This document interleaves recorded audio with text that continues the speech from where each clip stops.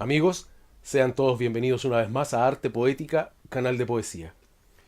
En los últimos años se ha venido aplicando en la crítica cinematográfica un test llamado el test de Bechdel. Asimismo, se ha estado tratando de trasladar el análisis de este test de Bechdel a lo que es la literatura. En este video vamos a demostrar, a través de argumentos simples y lógicos, por qué el test de Bechdel no es aplicable en literatura y cuya aplicación está destinada a ser, si no un fracaso, al menos un serio obstáculo en el análisis y en el goce de la literatura. Comencemos diciendo que el llamado test de Bechdel fue creado hace poco más de 30 años por la autora de cómics Alison Bechdel. En uno de sus cómics, una de las protagonistas, respondiendo a la invitación al cine por parte de una amiga, le dice que ella solo ve una película si cumple los siguientes tres requisitos. Primero, en la película aparecen al menos dos personajes femeninos. Segundo, dichos personajes hablan una a la otra en algún momento. Y tercero, dicha conversación trata de algo distinto a un hombre. Este sencillo filtro pretende poner de relieve la disparidad de participación del género femenino frente al predominio evidentemente masculino en la cinematografía. No me referiré a la aplicación de este test en el cine ni en otras artes, sino solamente a algo que ha venido siendo recientemente planteado, aunque a una escala reducida y más bien superficial, en la literatura. Comencemos por el principio. En el cómic, las protagonistas están en las afueras de un cine, al que no entran dado que la película o las películas en cartelera no cumplen el estándar mínimo que establece el test. Claramente, esto es como juzgar un libro por la portada o por la reseña de la solapa, y no leerlo por esto. Eso no es problema. Cada quien tiene todo el derecho de no aceptar un producto que se le ofrezca. El problema es que si nos queremos transformar en críticos válidos de algo, al menos debemos tener un conocimiento de ese algo. Aunque podríamos suponer que las protagonistas del cómic ya han visto esa película, pero eso no lo sabemos. Nadie consideraría como válido el argumento de un crítico, menos de un crítico profesional, que juzgase, volveré sobre esta palabra, una obra sin haberla leído o visto. Creo que esta es una base en la que podemos estar de acuerdo. Luego vienen los tres principios. Los analizaremos uno a uno y trataremos de enlazarlos entre sí y con la idea central que conllevan.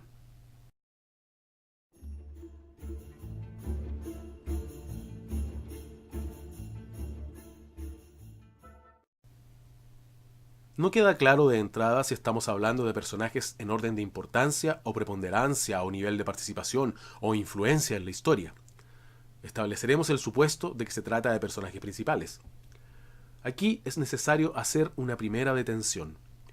Debemos recordar que esto no es cine, es literatura. La importancia de un personaje en literatura no se mide por el número de veces que es mencionado, ni el número de veces que habla, ni la cantidad de párrafos o capítulos en que su acción transcurre. En cine, perfectamente puede medirse, y de hecho algunos lo hacen, los segundos o minutos o cantidad de veces que un personaje aparece. Pero en literatura no funciona así. ¿Por qué? Porque la literatura no es explícita. La literatura no se desarrolla de una manera obvia ni entrega de manera total su construcción artística como lo hace el cine.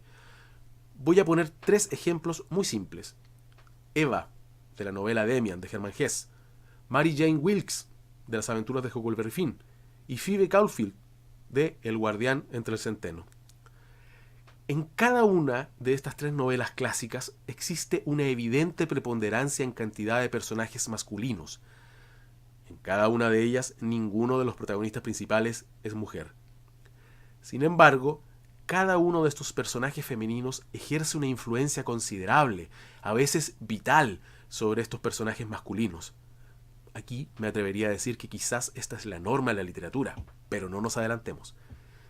Estos tres personajes, a su modo y de manera similar o diferente, son, como digo, fuertes influencias en el carácter de los personajes. Pero ojo, si esperamos que el escritor nos diga de manera explícita cómo se manifiesta esa influencia, es que realmente estamos entendiendo muy poco o nada de literatura.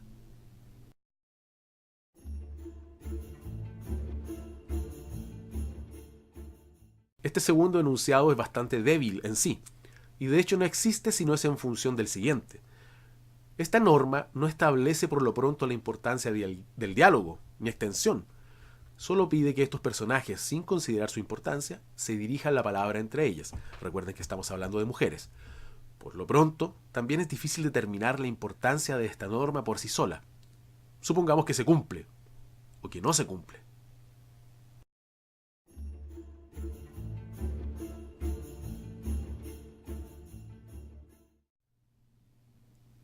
Ahora parecen encajar un poco, al menos, las piezas. ¿A qué se refiere la afirmación tratar algo distinto a un hombre? ¿A un hombre como objeto romántico? ¿Quizás como objeto de deseo? ¿Como objeto de una conspiración, de un móvil de crimen, de una defensa legal o de un objetivo desconocido? Se me ocurre que la serie de Harry Potter perdería bastante de su brillo si los personajes no mencionaran al que no debe ser nombrado, que de hecho es un hombre. Bueno, de hecho no lo mencionan al decir que no deben mencionarlo, ¿o sí? Bueno, ya me confundí. Entonces, seremos categóricos como lo es el test.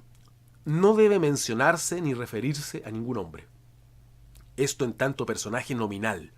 Pero, ¿qué hay de las situaciones, objetos o referencias derivadas de esos hombres que no deben ser nombrados? ¿No es de alguna manera nombrarlos también?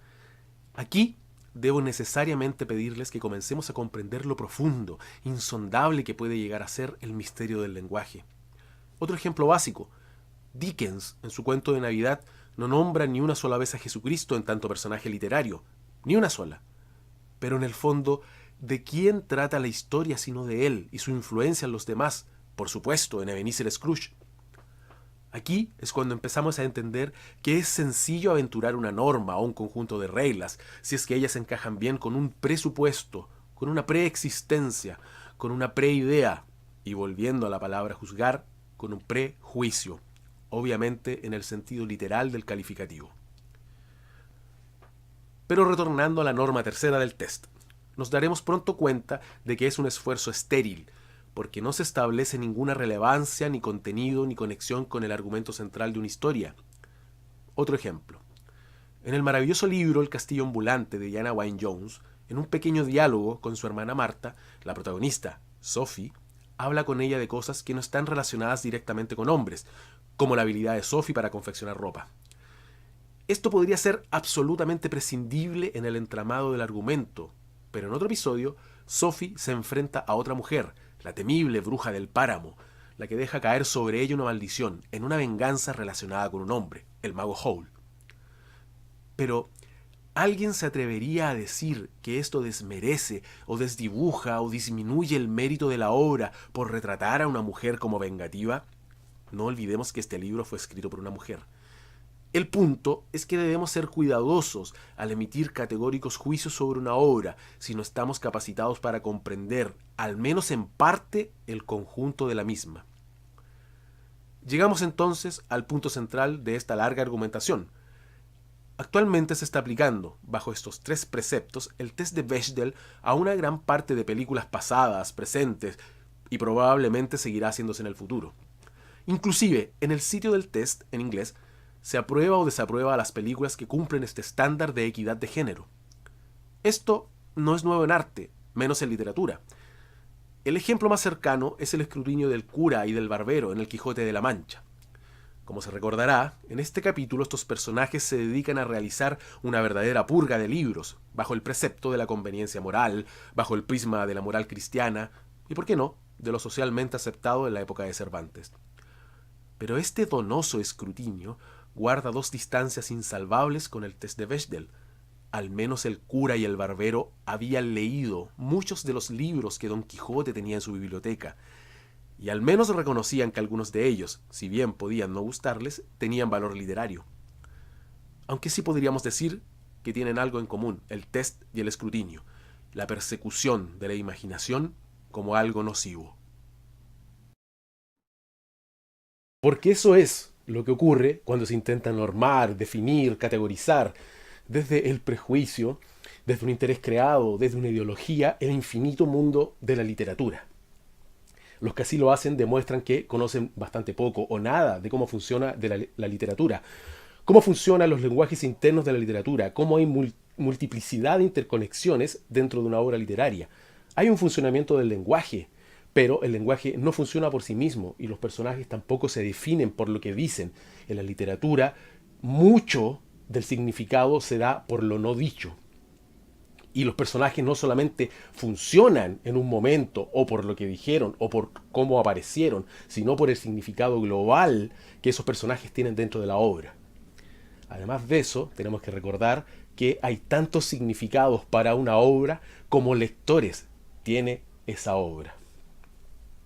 Gracias y nos vemos pronto.